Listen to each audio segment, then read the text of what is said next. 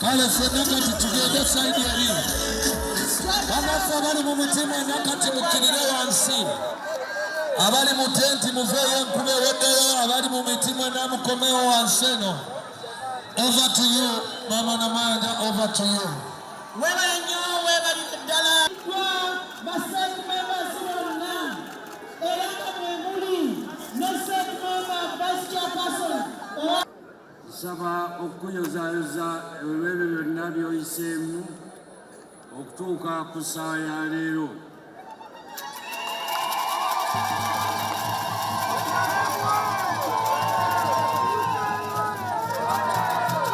Mu ngeri emu saba okwebaza abantu b'e Luwero abeewaddeyo okulinda mu bungi bwe buti wadde tubuzaabuzizaamu awo naye bonna basanyuse okukulaba.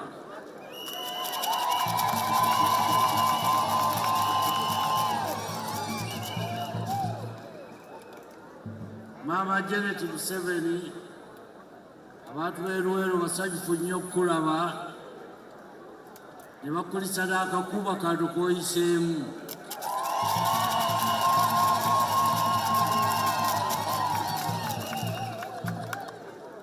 Essaawa nga bweteri ku sayidi yaffe nze ngenda kuyita mu byangu.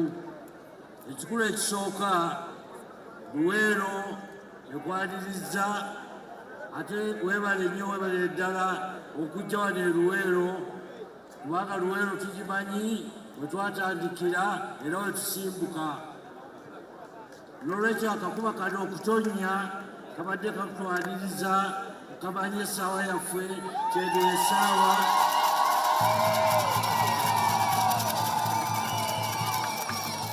eno essaawa bannayuganda balina okulwana tubeere nga twedunula mu biseera byaffe ebijja mu maaso. So I left Kampala at 2 and I came stopping on the way to talk to our people there. N'olwekyo n'asimbula okuva e Kampala ku saa 8 ate n'asanga ng'abantu bamwaniriza nnyo ng'ajja ayimirira mu kkubo.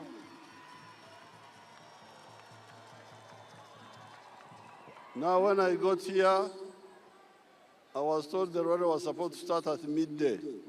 Ate bw'atuuse wano ne bamutegeeza nti rally yabadde yakutandika saa 6. Now that one is just confusion by our coordinators. Ekyo kiraga nti kwabaddewo obutakwatagana mu batesitesi. But we are going to insist we shall not have this again. Naye agambye nti ekyo tekigenda kuddamu kubaawo.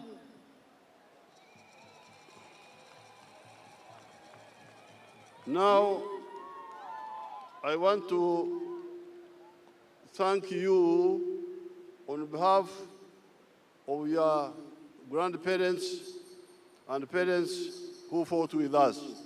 Ayagala okubeebaza olw'abazadde bammwe ne bajjajjammwe abaalwana naye.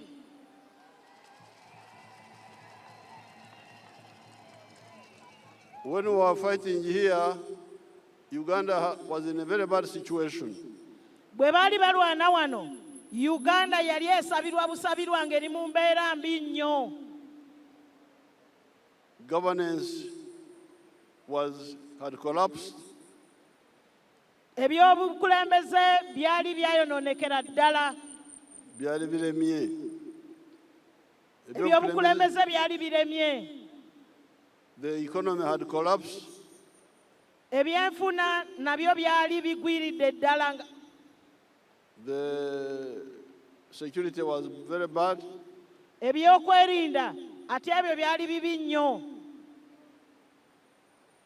the behavior of the army was very bad. Amagye nago gaali gaabasibira mu bbwa. Therefore, I want to thank you on behalf of your parents and grandparents who fought with us. N'olwekyo ayongera okubeebaza mmwe ku lw'abazadde bammwe ne bajjajjammwe abaalwana nabo. When we defeated the terrorist governments in Kampala, Bwe baawangula gavumenti ezaali embi e Kampala, we had to bring a new situation in the country. balina okuteekawo embeera empya mu ggwanga.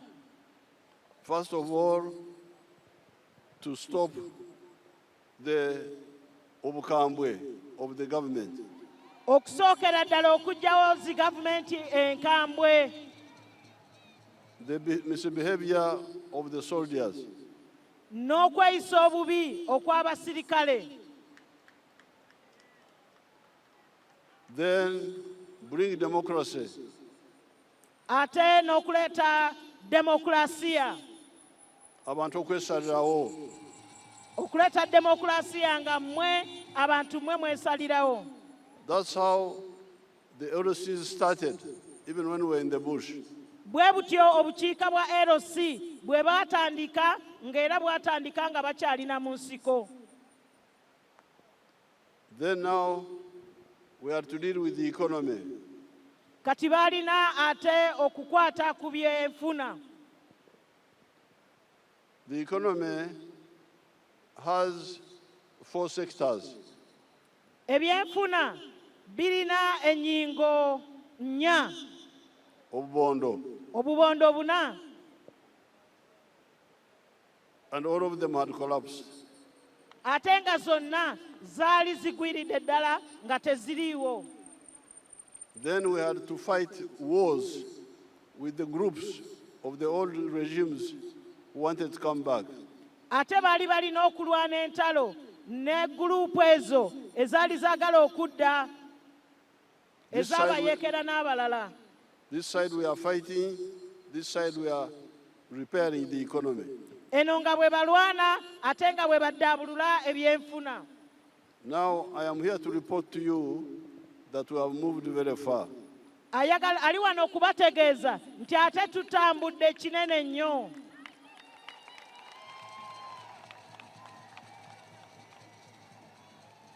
On the side of peace, we have got peace all over the whole country. Ku ludda lw'emirembe kati tulina emirembe mu Uganda yonna mu nsonda zonna eza Uganda.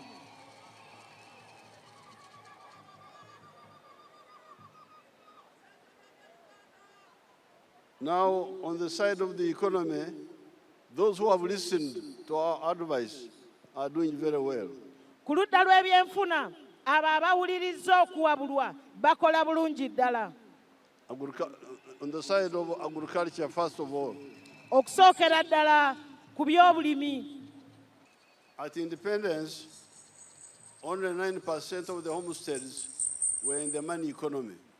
We twafunira obwetwaze ebitundu 9 ku 10 be bokka abaali bali mu kukola ssente. By 2013, only 32% of the homesteads were in the money economy. Mu 2013 ebitundu 32 ku 10 mu bannayuganda bonna be baali mu kukola ssente. That's why I had to bring in the army, Operation Wealth Creation, to distribute seedlings.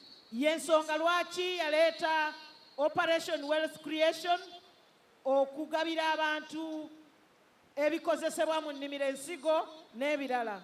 And recently we introduced this PDM, as you can see. Era nga bwe mukimanyi gye buvuddeko awo n'atongoza PDM. And we have got other programs like Emyoga. Era waliwo ne programs endala ng'emyoga. And other government programs. Ne programs za gavumenti endala nnyingi. Now, where we are, when they did a census last, 67% of the homesteads are now in the money economy.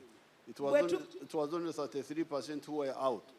Bwe tumaze okubala abantu owakaggwa kati kyazuuliddwa ng'abantu ebitundu nkaaga mu musanvu ku 100 bayingidde mu by'okukola ssente okuva ku bitundu 33 ku 100. Be bakyaliyo 33 ku 100 abo be bakyali mu kukolera okulya kwokka. So if you say, what have we achieved in agriculture, we have moved very far. N'olwekyo bwe weebuuza nti biki bye tufunye biki wawe tutuuse mu by'obulimi tutambudde olugendo luwanvu nnyo. The amount of coffee which is being produced is very big. Obungi bwa kasooli obungi bw'emmwanyi ze tulima kati nnyingi nnyo. The milk which is being produced is a lot. Amata nago mangi nnyo. You can go even cassava. The growth in agriculture is huge. Ne muwogo ate era bw'otunuulira ebyobulimi byonna byeyongedde kinene nnyo. But the problem are the 33% of the people who are still outside the money economy. Naye obuzibu beba abantu ebitundu 33 ku 100 abatannaba kuyingira mu kkowe erikola ssente. So in this Kisanja, we are going to ensure that all our people go into the money economy. N'olwekyo mu kisanja kino tugenda kufuba okulaba nti bannayuganda bonna babeera basobola okukola ssente.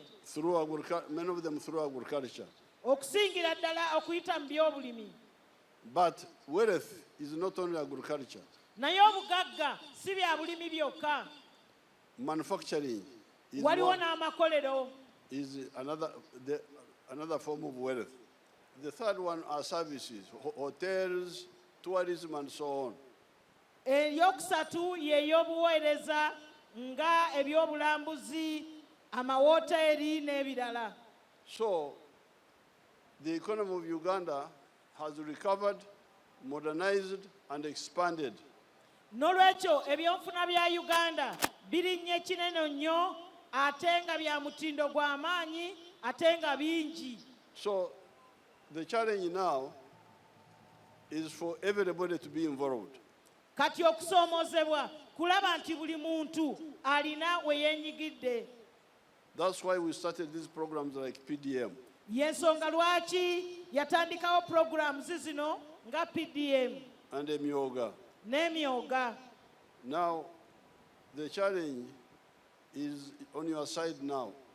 Kati okusoomoozebwa kuli ku ludda lwammwe kati. Because for us, we repaired the economy, we have money, we send it. Kubanga President ye yalongoosa yazza bujja ebyenfuna ne tufuna ssente ate ne tuzibaweereza. And the money goes to your parish. Ate nga ssente ezo zigenda mu miruka gyammwe. When it gets there, some people steal the money. Bwe zituuka eyo eriyo abamu abazibba.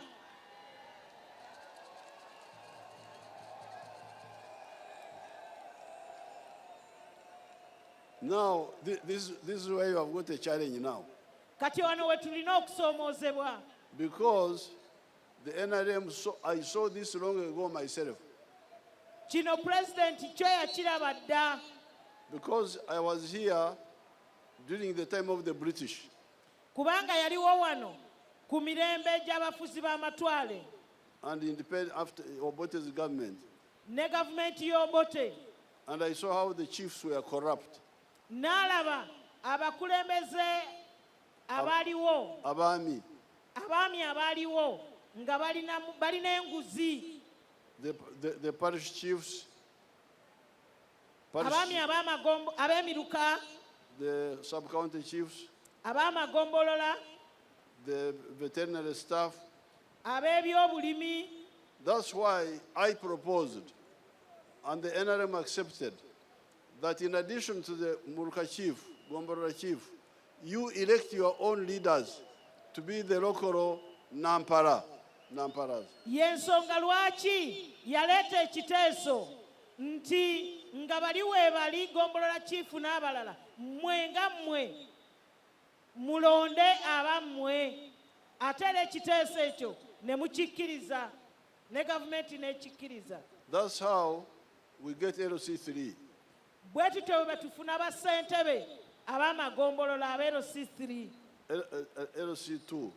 n'aba LC2 Of course, LC1 also. era nga tulina n'aba LC1 And LC5. n'aba LC5 ab'oku district And the councillors. ne bakansalazi. These are the people. These are the people who are near, who should be the namparas of your rights. Bano be bantu ababali okumpi abandibadde bannampala b'eddembe lyammwe. Emugabo. Bannampala b'emigabo gyammwe. So this is where some of them are not paid, like the LC2 are not paid. Those may not be very active, but some are paid. Mulimu abamu abatasasulwa ng'aba LC2 y'ensonga lwaki tebajumbira nnyo naye ate abamu basasulwa. So therefore, I have come here. Yes, we are going to continue with these programs, but I want to challenge you also to do your part. N'olwekyo azze wano okubategeeza nti akola programs endala nnyingi naye ate n'ayagala nammwe okubasoomooza. That you should use the parish assembly to demand to know what is happening to the PDM money, what is happening to Emyoga. Nti mulina okubeera n'enkiiko ez'emiruka musabe abakulembeze bammwe bababuulire ssente z'emyoga ssente za PDM zitambula zitya.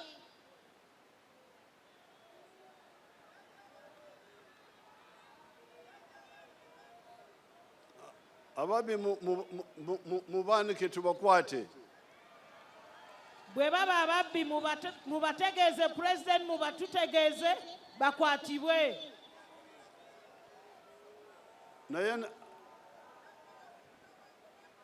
naye nammwe muyinza okuza omupiira ewange nimumbuuza nti RDC wo akola ki? awo nange nina okwekuba tooki nembuuza nti ab'emiruka okuba esente z'abazzukulu RDC yali akola ki? Bana tusooke tuwuliziganye. Put it in better Uganda. Agambye nti naye omupiira musobola okuguzza ewuwe ne mumubuuza nti ba RDC bo bakola ki?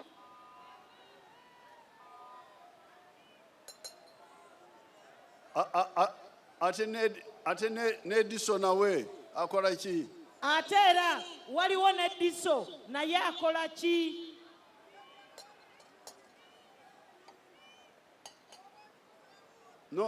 N'olwekyo, therefore we all need to check our side.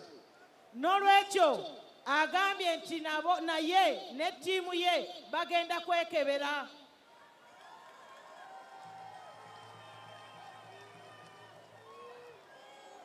Naye nammwe, but also you should check yourselves. Naye nammwe nga bwe mwekebera ku ludda lwammwe. Kubanga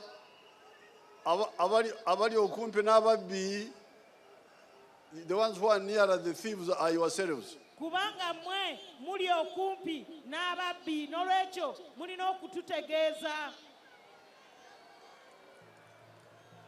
Kale tukwata ababbi. N'olwekyo tukwataganire wamu oludda olwammwe n'olwa president tusobole okukwata ababbi. Kaweefube okugoba ababbi nga bwe twagoba omulabe. Wagenda kubaawo kaweefube okukwata ababbi abo nga bwe twagoba abalabe ba Uganda. Now, once the way we are moving now, engeri gye tutambulamu kati, We are creating more wealth, more wealth, more wealth. Tutondawo obugagga ku bugagga ku bugagga. Now, the bugaga is the one which produces jobs. Obugagga obwo bwe butondawo emirimu. So when we ask about jobs, you saw how many jobs were in the factory there. Nga bwe mulabye mu factory ezo zaatulaze, mulabye emirimu egitondeddwawo. So therefore, if we implement these programs seriously, we are going to have wealth, jobs, and development. N'olwekyo bwe tuteeka mu nkola puroguramu zino n'amaanyi tugenda kutondawo obugagga ate tutondewo n'emirimu. N'enkulaakulana. Enkulaakulana, development. Tugenda kufuna obugagga n'emirimu n'enkulaakulana. Ebigambo biri bisatu: obugagga bwa muntu, bwa maka, bwa company. Wealth belongs to an individual, to a home, or to a company. Nti obugagga bubeera bwa ssekinnoomu oba famire oba kampuni. Development, like the roads, the railway, electricity, is for all of us. Enkulaakulana ng'enguudo ng'amasannyalaze ebyo byaffe ffenna. But the money to build them comes from taxes from wealth. Naye ate essente ezikola ebintu ebyo ziva mu misolo egiva mu bugagga. So the more bugaga you create, the more jobs you create, the more taxes you generate. N'olwekyo gye mukoma okukola obugagga, gye mukoma okukola ssente, gye mukoma okutondawo emirimu, gye tukoma okufuna omusolo, tusobole okukola ebintu ebyo ebyenkulaakulana. Now, in this exercise, therefore, N'olwekyo mu kisanja kino we are going to Kambwara on the issue of people who steal money. Mu kisanja kino Pulezidenti agenda kuba mukambwe ennyo eri abo ababba ssente z'abantu. Because that money is what will create wealth, create jobs, and eventually also support development. Kubanga ssente ezo ze zituleetera okufuna obugagga ne tufuna emirimu ne tulyoka tukola ebyenkulaakulana. Now, the other Bonafu, where we are going to be Bakambwe, is the theft of drugs in government centers. Obukambwe obulala obugenda okubeerawo mu kusoomoozebwa kwe tulina be babba eddagala lya malwaliro. The immunization is moving well. Immunization is moving well. Okugema kutambula bulungi. That's why we don't have polio anymore. Yensonga lwaki tetukyalina polio mu Uganda. But the problem comes with the treatment, the curative. Naye kati obuzibu buva mu kujjanjaba. But these health centers are here in Uganda. They are not in Congo. They are not in South Sudan. Ekirungi nti amalwaliro gano gali mu Uganda, tegali Congo, tegali mu South Sudan. So why can't we check these health centers? N'olwekyo lwaki tetukebera amalwaliro gano? Now, if you elect good members of parliament, bwe mulonda ababaka ba palamenti abalungi, and you elect good LC5s, ne mulonda n'abakulembeze ba district LC5 abalungi, health center 3s, health center. Amalwaliro ku ddaala ery'eggombolola. No. LC3, ne bassentebe ab'amagombolola. Then they can easily monitor these health centers. Bwe mulonda abalungi basobola okulondoola amalwaliro ago. But from the center, I will also do everything possible to touch into the health centers. Naye ku ggwanga waggulu eri e Kampala naye ajja kukuba ttooki ey'amaanyi mu malwaliro ago.